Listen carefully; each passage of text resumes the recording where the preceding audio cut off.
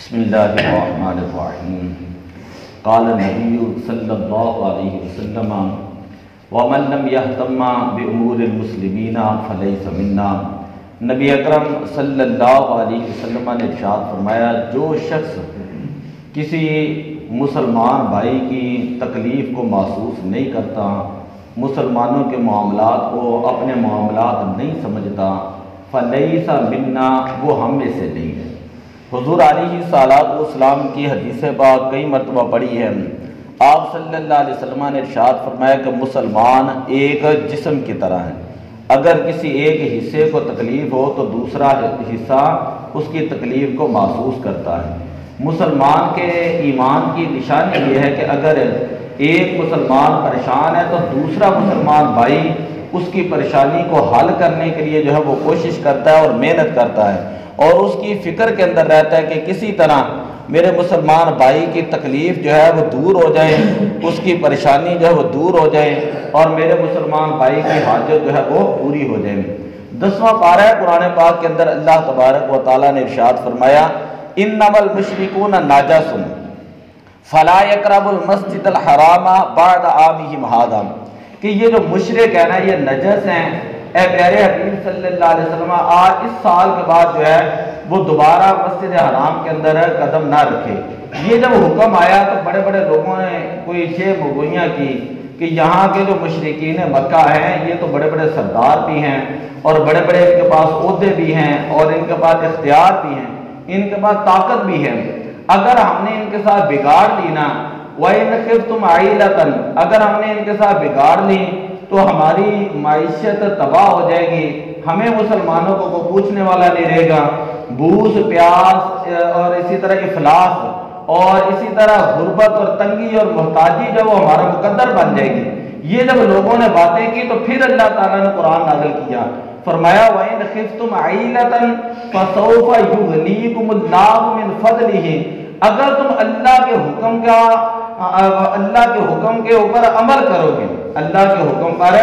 عمل کرو گے، اللہ کے احکامات پر عمل کرو گے، تو اللہ تعالیٰ تمہیں اپنے فضل کے ساتھ غنی کر دے گا۔ تمہیں غنی کرنے کا تعلق جو ہے وہ مشرکین کے ساتھ دوستی کے ساتھ بالکل نہیں ہے، ان کے ساتھ دوستی ہو یا نہ ہو، اللہ تعالیٰ نے فرمایا کہ تم نے ان کے ساتھ دوستی نہیں رکھنی۔ اور جو تمہارے سینوں کے اندر یہ ڈر بیٹھا ہوا ہے کہ اگر ہم ان کو چھوڑ دیں گے تو ہماری معیشت کمزور ہو جائے گی، اللہ تعالیٰ نے فرمایا فَسَوْفَ یُغْنِی، اللہ تعالیٰ ان قریب تمہیں اپنے فضل کے ساتھ غنی کر دے گا۔ چھٹا پارہ سورہ مائدہ ہے، اس کے اندر ایک جگہ پر اللہ تعالیٰ نے ارشاد فرمایا فَتَرَى الَّذِينَ فِي قُلُوبِهِم مَّرَضٌ يُسَارِعُونَ فِي الْكُفْرِ، کہ جن کے ایمان کمزور ہے نا، جن کے دلوں کے اندر مرض ہے، ایمان کمزور ہے، ایمان مضبوط نہیں ہے، وہ لوگ جو ہیں وہ کافروں کی طرف بڑی دوستی کا ہاتھ بڑھاتے ہیں۔ میں اپنے پاس سے لفظ نہیں کہہ رہا، یسارعون فی الکفر، وہ کفر کی طرف بڑا دوڑتے ہیں اور ان کے ساتھ بڑی سلامتہ رکھتے ہیں۔ یقولون، جب ان سے کہا جاتا ہے تم ان کے ساتھ دوستی کیوں کرتے ہو، اللہ کا حکم ہے ان کے ساتھ بائیکاٹ کرو، تو یقولون، وہ کہتے ہیں ان تصیبنا دائرہ، اگر ہم نے ان کی دوستی کو چھوڑ دیا تو ہم جو ہے یہ مصیبت کے اندر مبتلا ہو جائیں گے۔ ان تصیبنا دائرہ کا مطلب یہ ہے کہ یہ جو لوگ ہیں یہ بڑے طاقتور لوگ ہیں، یہ ہمارے اوپر جنگ مسلط کر دیں گے، یہ ہمارے اوپر تکلیف مسلط کر دیں گے، یہ لوگ ہمیں مارنا شروع کر دیں گے اگر ہم نے ان کو چھوڑ دیا۔ یہ بات ہی منافقین کی، کمزور دل والوں کی، کمزور ایمان والوں کی۔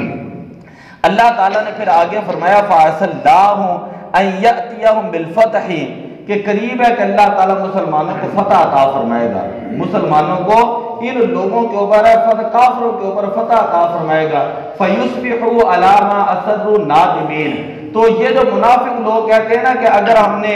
ان کے ساتھ دوستی نہ کی تو ہم مارے جائیں گے، تو یہ اپنی باتوں میں پھر یہ ندامت اختیار کریں گے، یہ اپنی باتوں میں ندامت اختیار کریں۔ ابھی کل کی ہی بات ہے کہ بار بار آپ کہیں گے کہ میں انہی کی بات کرتا ہوں، کل ہی کی بات ہے کہ امریکہ کے وزیر خارجہ وہ یہ کہتا ہے کہ یہ عرب لوگ جب ہمارے پاس آتے ہیں نا تو آ کر حماس کو بڑا برا بھلا کہتے ہیں اور ہمیں کہتے ہیں کہ حماس کو دنیا سے ختم کر دو، لیکن جب یہ اپنی پبلک کے اندر جاتے ہیں تو اس وقت جو ہے یہ ہمیں گالیاں نکال رہے ہوتے ہیں۔ یہ تو منافقت کر رہے ہیں مسلمانوں کے حکمران خود ہی قرآن پاک کے اندر اللہ تعالیٰ کا قرآن موجود ہے۔ اللہ تعالیٰ فرماتا ہے لما تقولون ما لا تفعلون، تم وہ بات کیوں کہتے ہو جو تم کرتے نہیں ہو۔ اگر تم نے فلسطین کی حمایت کرنی ہے تو اس طرح حمایت کرے جس طرح امریکہ کر رہا ہے۔ امریکہ جو ہے جس طرح اسرائیل کی حمایت کر رہا ہے، ابھی 3 دن پہلے اس نے یہ اعلان کیا جو بائیڈن نے، اس نے کہا کہ میں $50 بلین،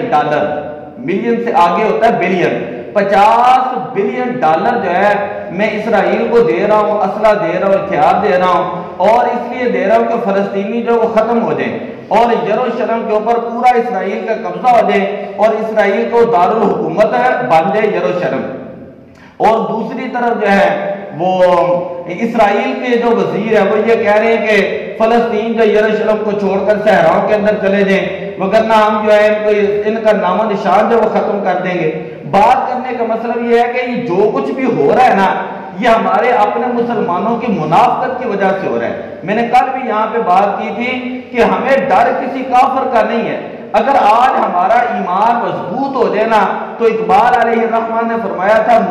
کافر ہے تو شمشیر پہ کرتا ہے بھروسہ، کافر ہے تو شمشیر پہ کرتا ہے بھروسہ،